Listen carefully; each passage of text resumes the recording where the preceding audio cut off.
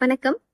சரி, நீங்க எந்த டைப்னு பார்க்கலாமா? ராஜசிகா, தாமசிகா இல்லனா சாத்விகா அப்படின்னு சொல்லிட்டு. அப்படின்னா என்னன்றத நீங்க கீழ டிஸ்கிரிப்ஷன்ல படிச்சு தெரிஞ்சுக்கோங்க. நீங்க எந்த டைப் அப்படின்னு பார்க்கலாமா?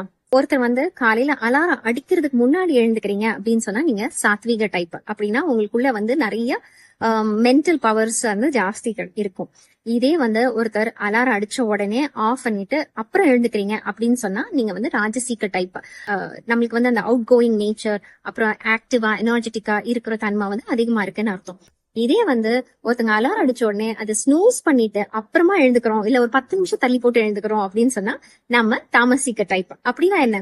அதாவது பொதுவா நம்மளுடைய குணம் எப்படி இருக்கும் அப்படின்னு பாத்தீங்கன்னா, கொஞ்சம் லெத்தார்ஜிக்கா, லேசியா, டல்லா, ரொம்ப வெளியே அவுட் ஸ்போக்கனா இருக்க மாட்டாங்க, உள்ளே வச்சுப்பாங்க. இன்ட்ரோவர்ட் மாதிரி அந்த டைப்ஸ் எல்லாமே தாமசிக்க குணம்னு சொல்லுவோம்.